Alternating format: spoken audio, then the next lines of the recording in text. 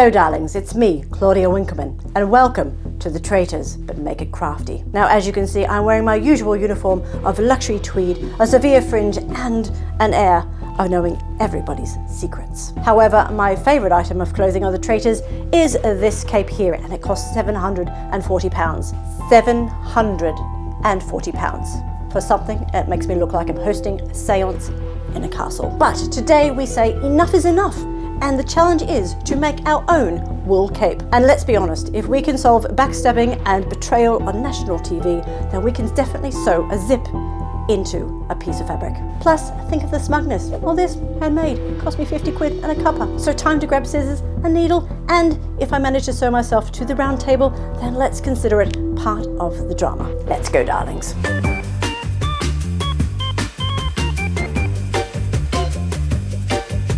So, just checking that cursed Claudia has been banished from the castle. Yep, she's gone. Excellent. Hello and welcome back to my channel. My name is Kate and this is Ripper Seams. So today we're going to be talking about cloaks. They're dramatic, they're timeless, and they're completely underrated. I mean, like, why doesn't anyone really wear them anymore? So I think it's time for a comeback. And if there's one person proving that cloaks deserve a place in modern fashion, it is Claudia Winkleman. For those of you who are not in the UK and not familiar with Claudia Winkleman, she is one of our favourite presenters here in the UK. She does Dancing with the Stars, but in most recent years, she has been the divine host of the Traitors UK. And out of all the Traitors hosts in the world, I personally think that she is top tier. Not only because she is a fun and vibrant personality, but also she has an amazing fashion sense. And we're not just talking about that fringe. So I have been following Claudia Winkleman's styles for quite a long time now. She is one of my fashion muses, and I can't believe that when she went on the Traitors, that wardrobe is just my favorite ever. That is ultimately, if I could just wear all of that, yeah, I would. And most importantly, I have researched this amazing cloak. As soon as I saw it, I went, I want one of those. And I have deep dived her wardrobe. I know where all those clothes come from. That cloak is actually the Cotswolds boiled wool poncho by a company called Luxury Family Affair. And yes, it is £740. Now, as much as I love the drama that that cloak is serving, I just would prefer not to spend that much money. But I would very much like to have something very similar. Lucky for me, I can sew, so I made it my mission to try and find the perfect pattern to match as close as possible to that Family Affair number. Now, I looked at an awful lot of patterns, but I finally found it, and it is the Simplicity S7866, which is a vintage pattern. Now, vintage patterns are absolutely new territory for me. I've never made one. Now, because this is a new experience for me, I thought you might want to come along with me for the ride, from fabric choices to sewing challenges and maybe the odd existential crisis if things just don't go to plan. Who knows? So fingers crossed by the end of this, I will end up with a Traitors worthy cloak that will serve luxury, but without that luxury price tag. Will it work, or will I just end up with a lump of fabric wrapped around my shoulders? Stick around to find out, and let's go to Future Kate to see what type of fabrics we're working with. Welcome to my kitchen, and we are ready to get stuck into properly making this cloak. These are all my pattern pieces ready to go. 2 fabrics involved in this make, obviously the outer fabric, and this is going to be my lining. This is dead stock fabric. It is 80% wool, 20% cashmere. So it is a lovely medium weight. It's heavy enough to obviously keep the cold out, but it is quite fluid, so it'll be a really nice drapey cloak effect. So I have actually got 4 meters here. I actually only need 3 meters for the cloak, so we'll definitely have some lovely wool cashmere to make something else afterwards. And I've got so much of it because I got it on sale, and I thought you can't really go wrong with such a lovely fabric. So I picked it up from Rainbow Fabrics about this time last year, so it was part of their end of year sale. I actually got it for £5.60 a metre, and so 3 meters to make this cloak, it's going to be about £16.80 just of the main fabric. This is what I've chosen for my lining fabric, and I've chosen it for a very specific reason. I absolutely love the Cobalt Corsage fabric from Lady McElroy. This is what the print is, and this is a lovely viscose chalet lawn. It is a very floaty fabric. I wanted something that would really match the theme of my Traitors cloak, and Cobra Corsage is perfect for that because you have these beautiful, beautiful flowers, very, very dainty, lovely butterflies and so on, but you've got some bugs and you've got some serpents, you've got some snakes hiding in there, and this is a perfect territory for the Traitors. This is this print in a lovely mulberry color. I thought this darker color was perfectly on theme. It is quite a light fabric, but I think it will make a really nice lining, and ultimately we will make it work. The best part about this is I got this as part of the Lady McElroy sale at the end of last year, and it was 50% off. Normally retailing for about 16 pounds. It cost me only 24 pounds for the 3 meters, so that is an absolute bargain. So again, some fancy shopping has kept the cost of this cape right down low. So if you do some savvy shopping, there is definitely ways that you can make your sewing a lot cheaper than what you can buy at retail. And of course, you've made it yourself, so it's going to be extra special. So these are my fabrics. So there were 2 closure options for this cape. First, and the main way that they mention, is a zipper. This is a 24-inch open-ended zipper, and just a plain zipper here, nothing fancy about it. I did get another one which has got metal teeth. The metal zipper looks quite authentic, it looks quite nice, but the chances of that sticking, yeah, I didn't want to try that one, so we're going to go for this zipper here. Now you do have the option to use buckle clasps as well, and I do happen to have some of those as an alternative with me. So I've got 3 of them here. I got them on Etsy, and they are beautiful leather hand stamped buckles. They've got some bronzy gold metal on them, as well as the studs. They are beautifully made, but they're leather. They're going to be really nice and tough. They're going to last a long time. They weren't cheap. They're about £10 each, although I think I got a bit of a discount because I got 3. But I have these as a backup. Now, Claudia Winkleman's cape doesn't have buckles on it, but I thought I might just have these.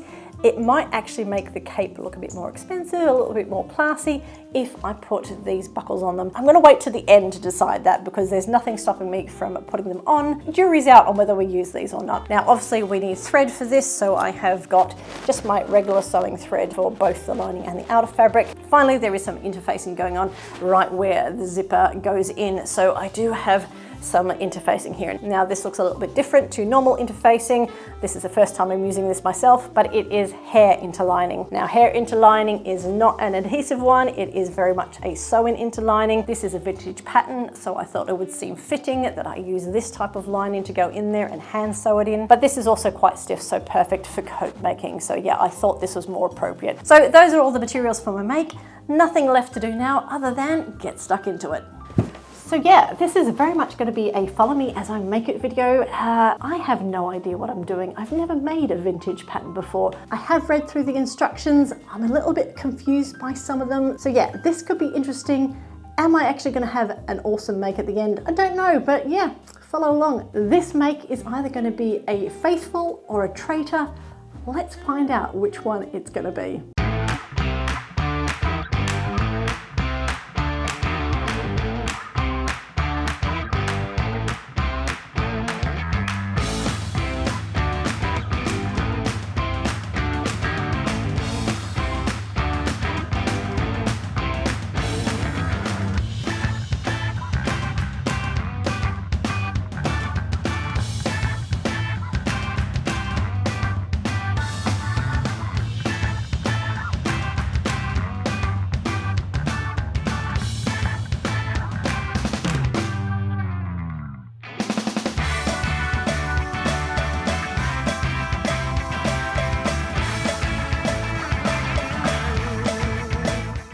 Right, so that is the wool section of this cape kind of all cut out now. First time cutting out like really thick, dense fabric like that. Marked up like a dream, cut like a dream, just didn't move at all. Managed to get all that done. Dog obviously helped me a lot. But yeah, those pieces are done. What I'm going to do next after I've had my cup of tea is to go in and cut those lining pieces. Only 2 pattern pieces require lining. So what I have to do now is get the pattern pieces, cut them down to the lining lines that are on there, and yeah, just get those done. This is the annoying bit because it is very light, floaty fabric, and yeah, as we all know, cutting out is my least favorite job, especially when it's on fabric like this. But I'm the one who chose the fabric, so it's my duty to cut it out, so we will get that done. Hopefully the dogs won't be walking all over it. I just want to get this done as quickly as possible, because then I've got to cut out a few interfacing pieces as well. And then tomorrow afternoon we can start sewing, and that's the exciting bit.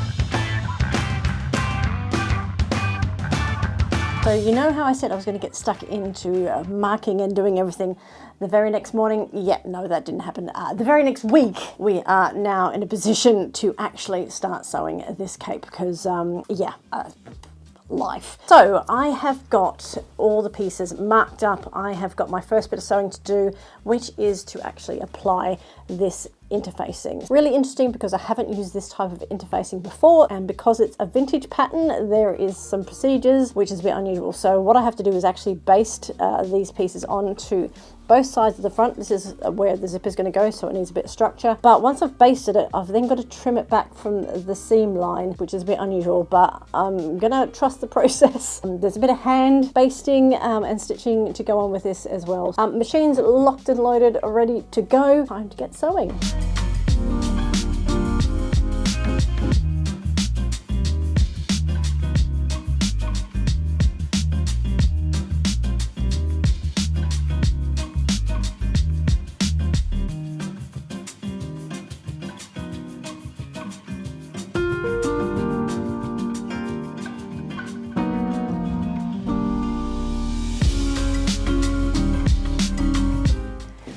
Right, I have a cape. I've basted the collar on and I'm just going to try it on now to make sure it is all in place. Really quite complicated because there was a lot of easing in of the actual cape into the collar itself, but I've basted it in. It's pretty solid, but I'm just going to try it on, make sure it looks okay before I sew it up properly because yeah, I've made way too many mistakes on this so far, just stupid little ones, so hopefully we're not too far from starting the lining. But here we go. So, oh, you could be taller, couldn't you? Hang on, let me put you up. Ooh, looking good. I've got little armholes front here.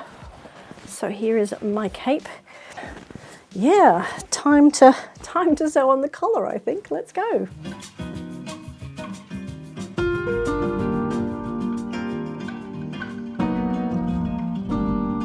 All right, it's the next day and I've made myself a little bit more presentable. Big things have happened this evening. I have decided to take off the collar of my cape just for a little bit. It was sewn on really, really well, but there was just some little gaps right on the edge which were annoying me, and I thought I had them right, but they're not right. So rather than kind of muddle my way through and fix it further down the line, I thought, you know what, whilst I'm here and it's going to be easy to do, I'm just going to take that collar off, I'm going to reposition it, I'm going to re-sew it. That way all the rest of my steps should fall into line as well, because every time you add error on top of an error on top of an error, you're going to end up with crap garments. So I decided to avoid that. Nothing wrong with taking this off. It wasn't the hardest deal to sew it on in the first place. I'm going to go and re-mark all of the alignment dots, make sure they're spot on this time. I know how this collar's meant to line because it's been on, and I knew how it wasn't going to align. So yeah, I should know what I'm doing this time. So anyway, I unpicked it today. It unpicked like a dream because this fabric is a dream. So yep, I've managed to steam it. It's come out pretty flat. So yeah, no real drama. And the other big change is I've decided to swap out my lining fabric. This is absolutely beautiful. I love the color. I love the pattern on it. It's just very, very flimsy, and I just don't think it's going to hold up to being the lining of this coat. So yeah, we're swapping this out. Now, I didn't want to wait for some fabric to come through, so I had a look through my stash, and yep, I decided to go with this. It is the same print, but it's a different color and a different fabric base. So this is still the Lady McElroy print. It's got the same snakes, it's got the same flowers, just in different colorways.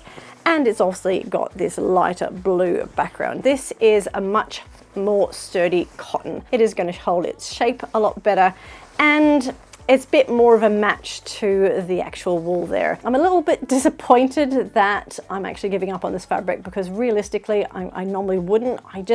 Because it's going with this fabric here, I thought it's probably best to swap out and make sure I have a success. But this one here, I think still has that same vibe. I already have it in my stash, so I don't have to go out and buy more fabric. Funny thing is, I almost cut this up on the weekend. I thought I would cut this up to make the honey top, which is a fibre mood pattern, but hesitated. So Kismet meant that this was in my stash. I have 3 meters of it, so this is going to be plenty for this coat. So I'm not straying too far from my original intention, just making a slightly sturdier fabric choice. So going forward, we're going to be using the Cobra Corsage in this light blue color instead. Almost the same, just different. I hope I get this finished soon because this is taking way longer than it should. Let's get it done.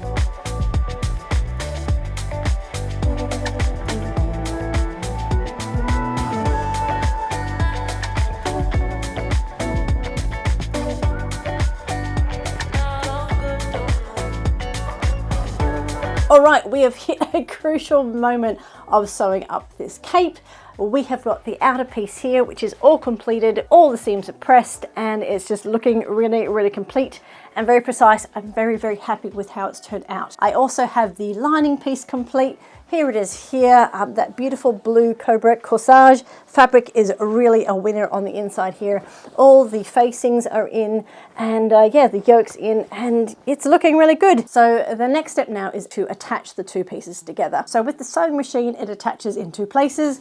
One is right along this collar edge at the top here and also at the bottom edge. So far, the pattern has been absolutely spot on. It is a vintage pattern. It has been very light on the instructions, but it has some diagrams, and realistically, as long as you matched up all the dots and the notches, it's come together really, really well. Now, the only thing I'm a little bit stuck on is to do with these facing pieces at the front. For these lining pieces, you did actually use the original coat pattern pieces, but there were some lines to cut to show where you needed to be able to attach this yoke piece, but it also gave instructions for these blue pieces that I've got here to cut off 1 inch off the bottom. Now, it didn't give that instruction for the facing pieces, which were cut out of the main material. So I now have this slight gap here where the black piece, the wool piece, is actually slightly longer than the front. Now, I'm a little bit loath to cut that off because there's been no instructions to tell me to, and I've read ahead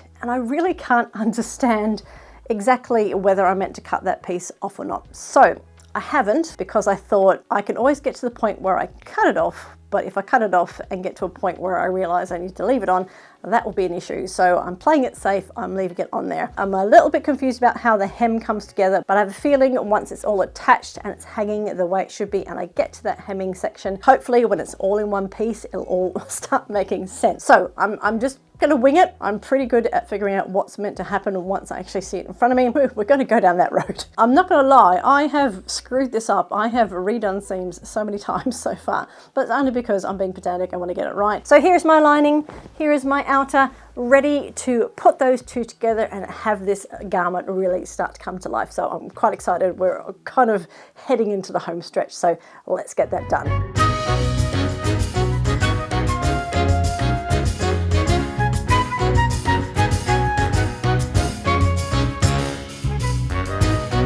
I have just done those next steps where I have sewn the collar together and the bottom. It's come together really, really nicely. So as you can see, we now have a fully lined, completed collar.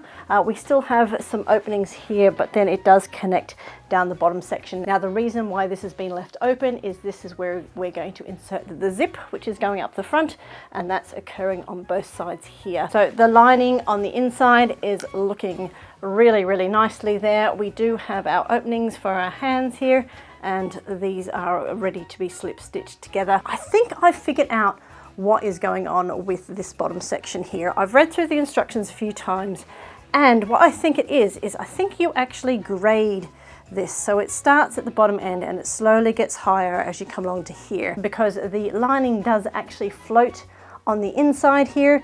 This bit does get tacked down, but there is actually a picture which shows just the slightest of incline coming from the edge here through the top here, and it would make sense that this would kind of be connected here down the bottom for a bit.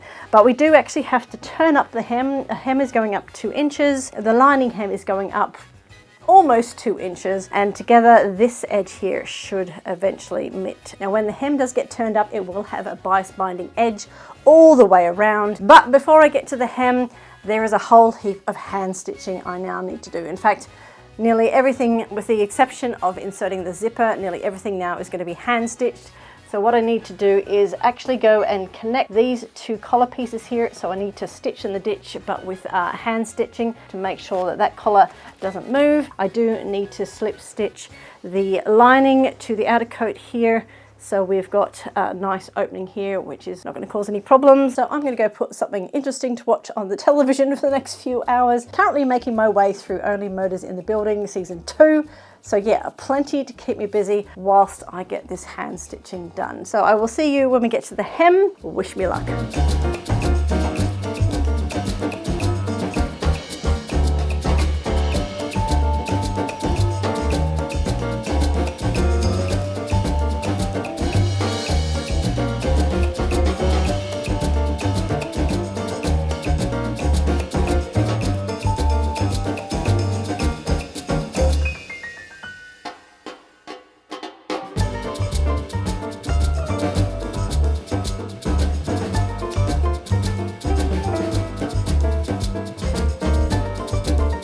So mission accomplished. I have got 10 meters of black bias binding here. It is 100% cotton and it's all ready to go. So I went for the 3/4 length, which I think came out just perfectly. Now, because this is cotton poplin, it took to this machine nicely.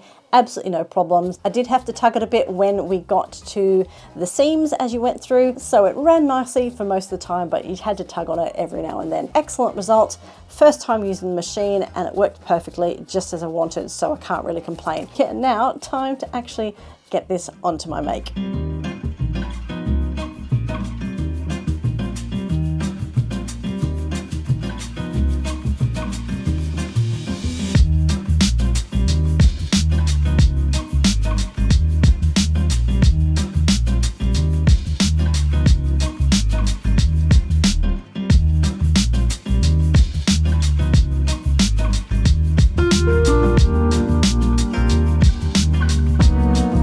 Zipper time! Final step, guys. Well, we have been doing an awful lot of hand sewing and I can confirm that the hem is all now beautifully all hand stitched in, both for the lining, which is kind of free at the moment. There is that bias tape all hand stitched on there and with blind little tiny stitches keeping it in place. And then of course this lovely 2-inch turned up hem along the bottom. Now I have slip stitched the front facing to the front side, so those are nice and secure. So the only little thing I have to finish off now in regards to the lining is to French tack just these lining pieces at the seam lines and just have something to secure it there but still be able to keep it all flowy. Not done a French tack before, so I will have to look that up. I do know it's like a little reinforced bar which just keeps everything intact without being too tight. So yeah, I will look that up on YouTube, figure out how to do it. I'll probably leave that to the end because it is now zipper time and the zipper is pretty much the last thing that goes in, but it seems quite tricky. Now I do have to be very focused and I have to be very zen about getting this done because this is a make or break moment. This zipper pretty much finishes this whole entire front piece and it all gets done in one go. So I have to get it perfectly aligned inside the front folds and then I have to top stitch all the way down, which is what secures it into place. Exciting. I'm just excited and let's get on.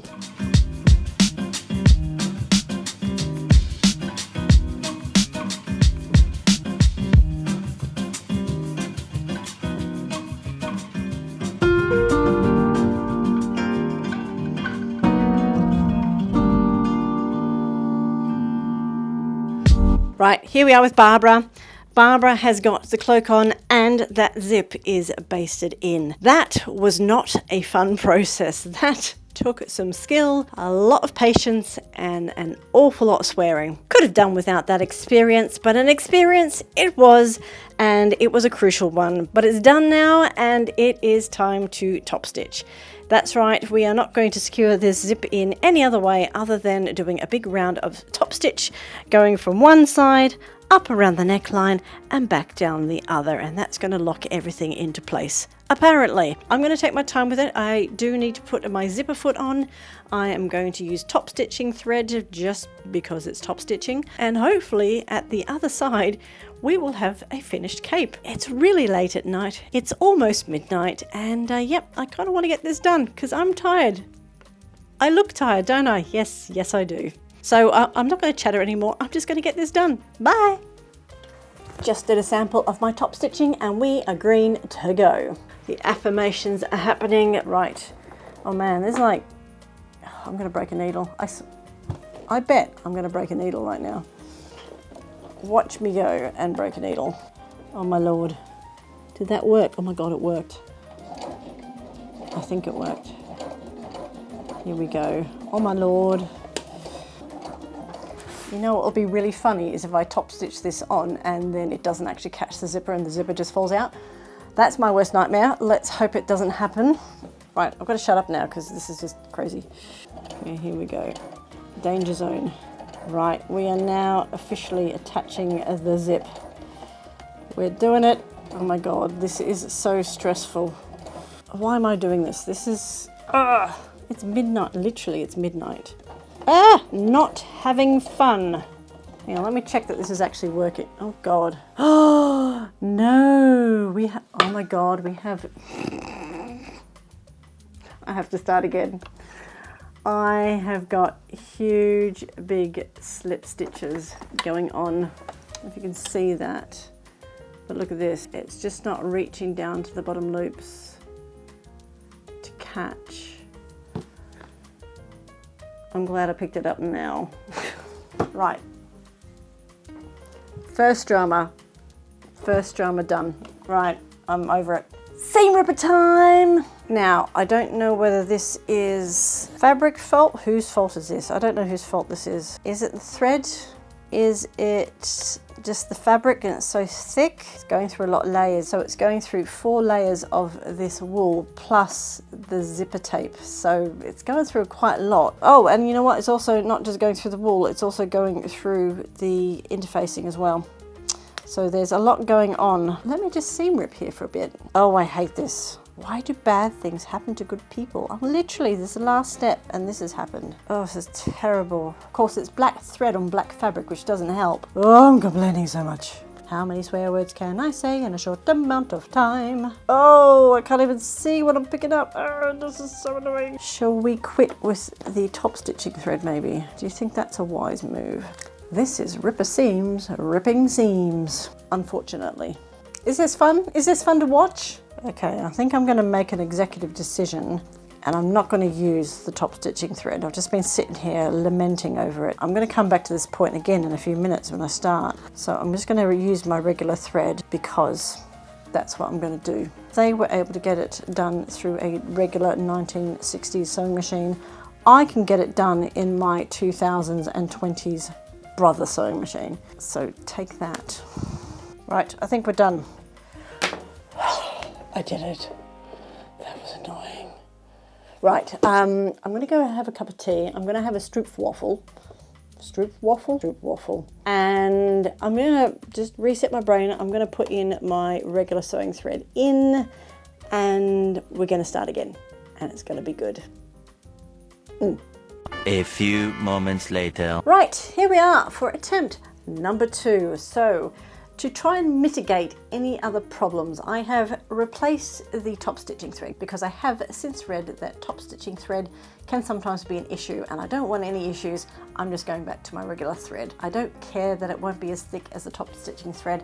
I just want to get nice even stitches. The other thing I've done is I've gone and put a brand new needle in there as well to be nice and sharp to get through those layers. Fixing those 2 things will hopefully get us across the line. So I'm just going to take my time.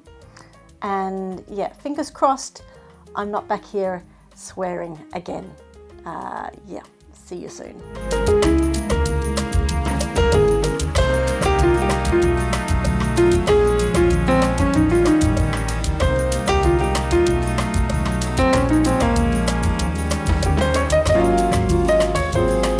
One eternity later. We're done! I got it done! I got that zip in and it zips up, it works, it's fine, and I'm happy with that result. Definitely a good call swapping out that top stitching thread as well as the needle, because yeah, that went through perfectly fine. Had one tiny little slip stitch section right at the very end, but you can't really see it, so I'm going to leave it like that. I'm not going to worry about it. It all zips up nicely. I don't have an issue with it at all zipping up. It is hidden for the most part, so I think I got my alignment done up, and I think it meets up nicely at the top section as well. So all I have to do now is get rid of these basting stitches. I'm gonna wet it down, just dampen it down to get rid of some of these chalk markings, give it a really, really good press, and then we can show you how it turned out.